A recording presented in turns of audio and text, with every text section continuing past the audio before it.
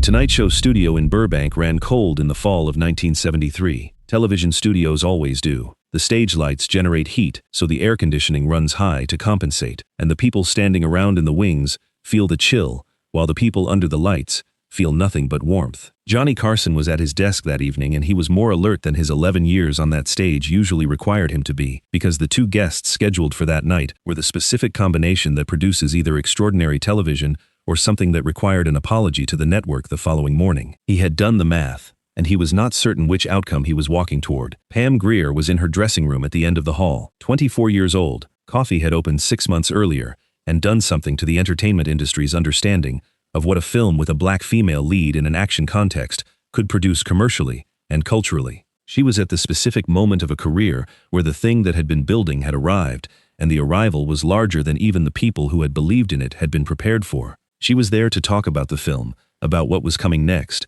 about what she was building, and what it meant for audiences who had been watching the industry not make space for people like her, and were watching space being made in real time. She had been told the second guest that evening was Bruce Lee. She had not been consulted about this, she had been informed. The distinction mattered to her. She was the confirmed first guest, the featured conversation, and the network had arranged a surprise second guest to share her segment without asking whether that arrangement worked for her. She understood what that arrangement implied, which was that two people who were both breaking down different walls in American entertainment could be placed next to each other on a couch, and the comparison would generate interest. She was not wrong that it would generate interest. She was also not wrong that the comparison flattened something in what each of them had done. She sat in her dressing room in the specific stillness of a woman who has thought about something carefully and arrived at a position and is waiting for the moment to occupy the position fully. Bruce Lee was in dressing room 2, down the corridor. Enter the Dragon had been out for 2 months. What it had done to his public presence was still unfolding, the specific experience of something that has been building for years, suddenly arriving at the scale it was always heading toward, and the scale being larger than the thing itself had prepared him for. He was 32 years old. He had been training in martial arts since he was 13. He had spent the previous 15 years in America watching the industry make space for what he was doing in fractions, slowly and at its own pace, and now, the fraction had become the whole thing, and 70 million people were expected to watch this particular episode of The Tonight Show. He was at his dressing room mirror, adjusting his collar, when the stage manager knocked. 5 minutes. He knew what the evening was. He knew Pam Grier was the first guest. He knew the history of what she was building, and what it had cost to build it. He had no interest in being positioned as a threat to that, or as a comparison point that diminished it. He just didn't know yet that she already felt the positioning that way. Johnny introduced Pam first. The band played, the curtain opened, and she walked out with the ease of someone who has been performing for rooms since she was a teenager and who has learned to make that ease look effortless. The audience responded immediately and warmly. She sat in the guest chair and the conversation began, and she was what she was in these contexts, direct and sharp, and unwilling to give a soft answer to a real question. Johnny asked about Coffee. She talked about what it had taken to get the film made and what it meant that it had opened the way it opened. She talked about what audiences were responding to, about the specific thing that happened when people who had been told the culture didn't have space for them saw space being made in real time. She was articulate, and she was specific, and the audience was fully with her. Then Johnny looked at the curtain with the expression that meant the temperature of the evening was about to change. He said he had a second guest tonight, someone who represented something very specific about what was happening in American film right now, someone whose movie had just changed the industry's understanding of what was possible. He said the name. The curtain opened, Bruce walked out, and the audience's response was different from Pam's, not warmer or cooler. Different in quality. The recognition that moved through 400 people was the recognition of someone who had crossed over from a specific audience into a general one in the previous 2 months. The wave of people who had seen Enter the Dragon, or had heard about it, or had been told by someone who had seen it that this was something they needed to understand. He shook Johnny's hand. He turned toward the couch.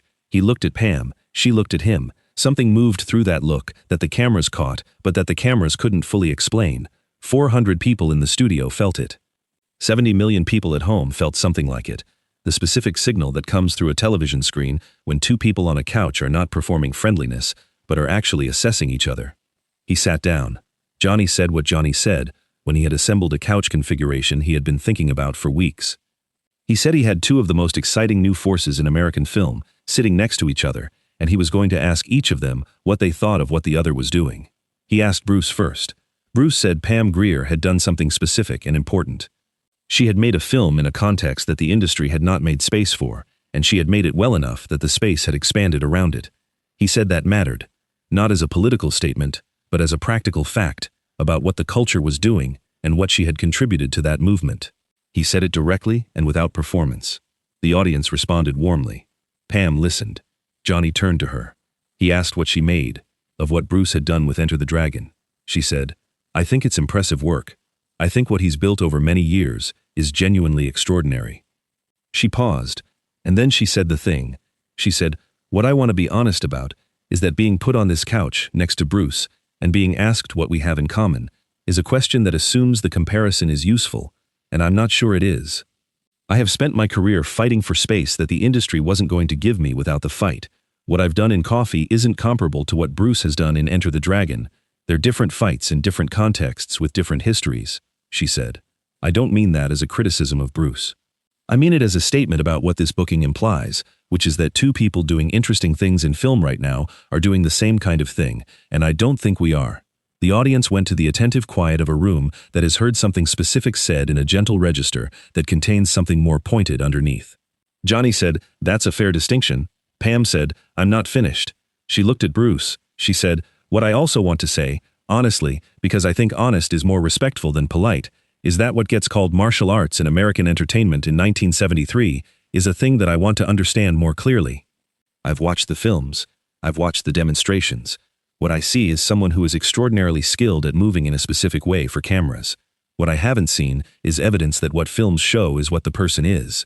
She said, "I have built something real over the past several years. Something that required real work in real conditions, and sitting next to someone whose skills are, as far as I can tell, primarily demonstrated in controlled film contexts, and being asked to accept that comparison as useful, is something I want to push back on." The room shifted, not the hostile shift of a room that has been made uncomfortable, the specific shift of a room that has heard something direct and specific and is deciding what the directness requires of them. Bruce said, very evenly, "You're describing a real distinction." Pam said, "I know." He said, "The film work and the training are different things." She said, "I know they're different. What I'm questioning is whether there's a connection between them that is what you claim it is." He said, "What do I claim it is?" She said, "You claim that what appears in the films is built on 20 years of real martial arts training that would produce real outcomes in real situations. I'm questioning whether I have any way to evaluate that claim, and whether the claim might be more about the films than about the training." She said it directly, without hostility in her voice, but also without the softening that turns a direct statement into a gentle one. Johnny said, "I think," Pam said, "Johnny, I want to say one more thing." Johnny closed his mouth. She said, "I walked onto this stage tonight as the featured guest for this segment. I have a film that has done something real for audiences that the industry was not serving.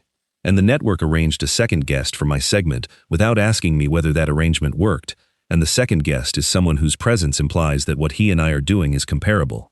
And I want to say that I think that implication is not accurate, and I think the reason it's being made is that the network sees two people making interesting films from outside the traditional power center of Hollywood and has assumed that means we're doing the same thing." She said, "We're not doing the same thing." She looked at Bruce. She said, "And I think you know we're not doing the same thing." If you think that was the sharpest thing said in the first 15 minutes of that segment, what Pam said after the commercial break will show you that the sharpest thing was still coming. Bruce said, "You're right that we're not doing the same thing." Pam looked at him, the specific look of someone who expected a defense and got agreement and is deciding what the agreement means. He said, "The things you've built are specific to you, and your context and your history. What I've built is specific to mine. The comparison the booking implies is not fully accurate."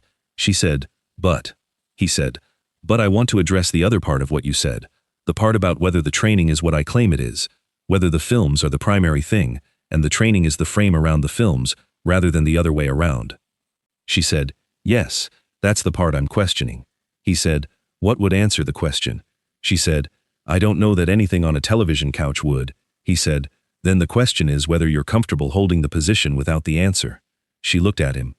She said, "I'm comfortable holding a question that doesn't have a comfortable answer." He said, "The position you're holding is that what I've built might be primarily performance. That's a specific claim." She said, "I said I'm questioning it." I didn't say I've reached a conclusion. He said, the questioning implies a direction. She said, yes. He said, the direction implies that you believe the performance version is more likely than the training version. She said, I believe the available evidence supports the performance version more than the training version. The films are available evidence. The training is not. He said, the films show you a fraction of what the training is. She said, that's what you say.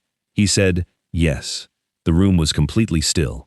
Johnny said, very carefully, I think what we're getting at here is something genuinely interesting about what evidence looks like in different contexts. Pam said, Johnny, I want to make a proposal. Johnny stopped. She said, to Bruce, if the training is real and produces real outcomes, show me something that isn't a film and isn't a controlled demonstration with a willing participant. Show me something that tests the claim rather than illustrating it. The room produced the sound it produced when something has been said that is simultaneously outrageous and completely logical. Bruce said, what would that look like? She said, I don't know. You're the martial artist. You tell me. He said, you want evidence that the training works in a situation that isn't arranged. She said, yes. He said, and you're suggesting that you could provide that situation. She said, I'm suggesting that the only honest test is one where the other person isn't cooperating with the result. She said, I have been an athlete for years. I have trained in combat disciplines for film work more seriously than most actors. I am not proposing a fight. I am proposing something that would actually answer the question, rather than illustrating an answer we've already agreed on. Johnny called commercial break. The specific call of a host who has been in this business for 11 years and knows exactly when the train has left the station. The on-air light dropped. Fred de Cordova was on the floor in under 5 seconds. He went to Johnny first, the compressed exchange of two people who have been working together for years. Then he went to the couch. He said something to Pam. Pam listened. She said something back. Fred said something else. Pam said something that was brief, and that produced in Fred the expression of a man who has made a request and received a clear answer to the request. He went to Bruce. Bruce listened. Whatever Fred said, Bruce said one sentence back. Fred nodded and went to the production area. The audience was sitting in the specific state of 400 people who have watched something happen and are waiting to find out what comes after it. The on-air light came back on. Johnny said, we were having one of the most genuinely honest conversations I've had in 11 years of doing this show, and I want to continue it. Pam, you made a proposal before the break. I want to give Bruce the chance to respond to it. Bruce said, the proposal was honest, and it was based on a legitimate point. He said, what you said about the available evidence is accurate. The films are what's available to evaluate. The training is not publicly documented in a way that answers the question of whether the films represent what the training produces. He said, what I want to say about your proposal is this. It contains a version of the question that can actually be answered, which is whether someone who knows that something is coming and is actively trying to prevent it from working can still be affected by it. Pam said, yes.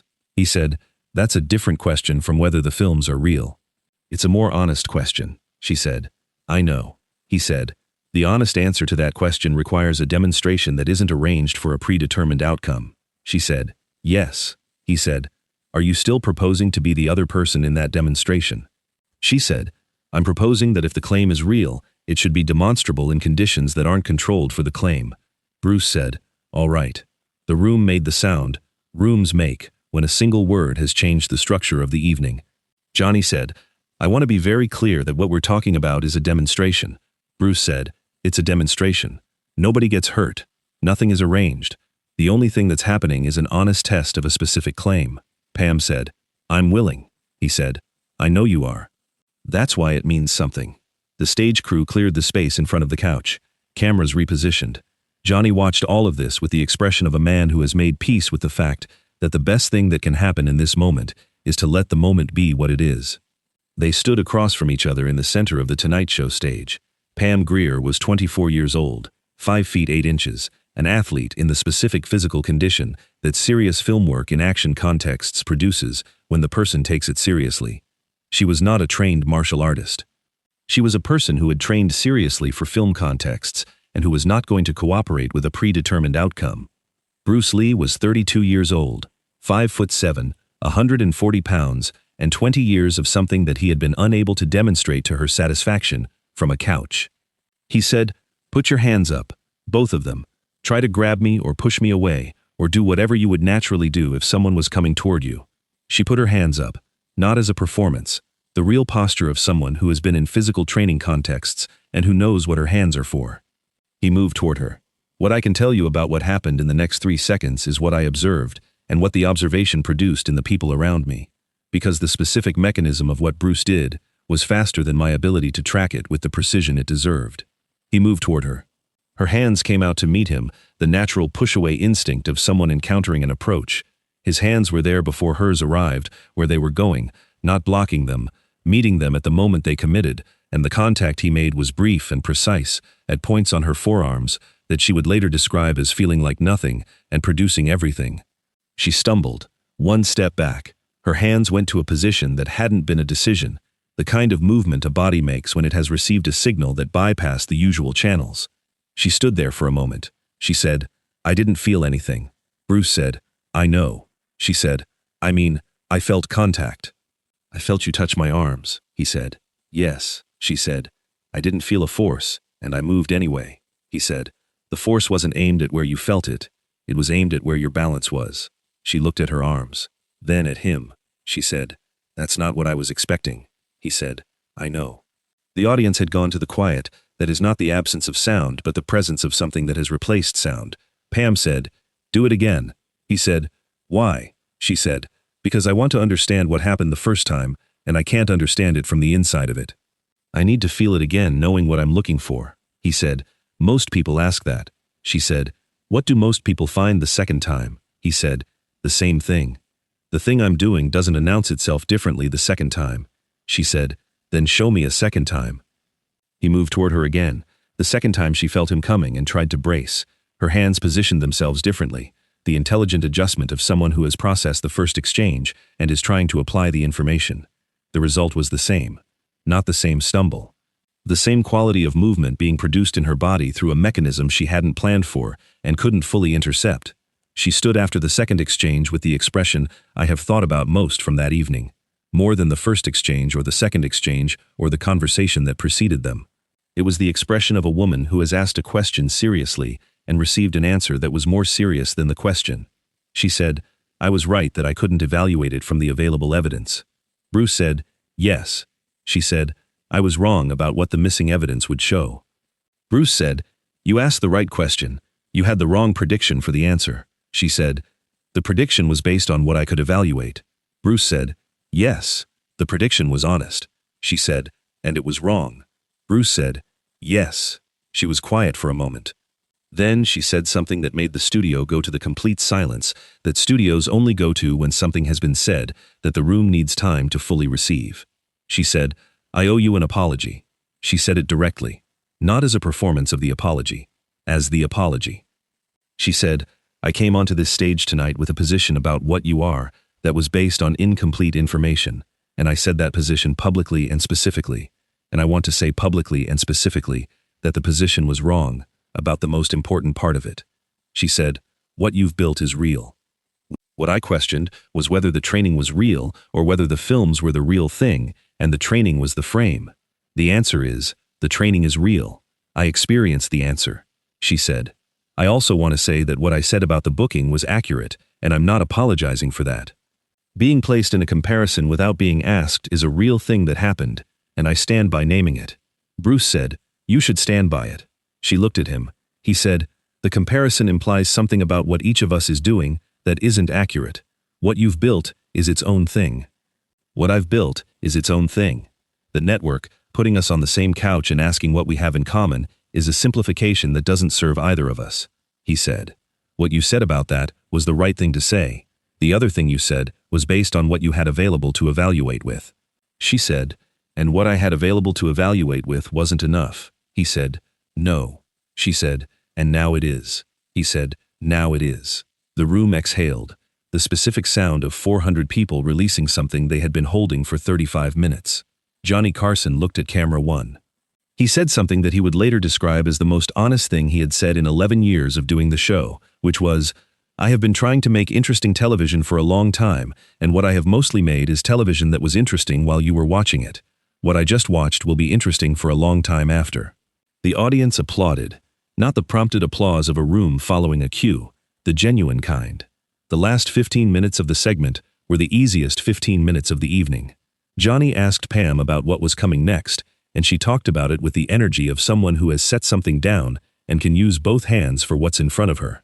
Johnny asked Bruce about what he wanted audiences to understand about Enter the Dragon that they might miss, and he answered with the specific precision of someone who has thought about the question before and found the version of the answer that communicates what he wants to communicate. At one point, Pam said to Bruce, "What you showed me out there, the thing I couldn't intercept the second time any better than the first." Bruce said, "Yes." She said, "How long did it take to build?" He said, 20 years. She said, "Does it keep building?" He said, "Yes." She said, "So you're still in the middle of it?" He said, "I'm always in the middle of it. That's what keeps it from stopping." She looked at him. She said, "That's what I'm doing too, in a different context." He said, "I know." The show went to credits. In the dressing room corridor afterward, Pam was talking to a producer when Bruce came through on his way to the exit. He stopped. She turned. He said, "What you said at the beginning of the segment, about the booking and what it implied." She said, "Yes." He said, "It was right. And saying it took something, in the specific context where saying it meant saying it in front of 70 million people, with the cameras rolling." She said, "I knew the cameras were rolling." He said, "I know." She said, "That's why I said it there." He said, "Yes." He said, "What you said in the second part of the segment, after the demonstration." She said, "Yes." He said, "That also took something." She said, "I said what was true." He said, "Yes. In the same context." She said, "It was the same context. The obligation was the same." He looked at her. He said, "The thing you're building is important." She said, "I know." He said, "The industry is going to try to make it into a category and then make the category smaller than it is." She said, "I know." He said, "Don't let it." She said, "I don't intend to." He nodded once and went through the exit. She stood in the corridor for a moment after he was gone. Bruce Lee died 3 months after that evening. He was 32 years old. I heard the news in the morning, and I thought about the studio, and the couch, and the 2 exchanges, and the 35 minutes that preceded them. About the expression on Pam's face after the second exchange, the specific expression of a woman who has asked a serious question and received a serious answer, about what she said after it, the public apology that acknowledged what had been wrong and stood by what had been right, about what Bruce said in the corridor. The thing you're building is important, said without performance, said the way you say something when you mean it, and you don't need the other person to confirm that you mean it. Pam Grier spent the following decades doing exactly what he said.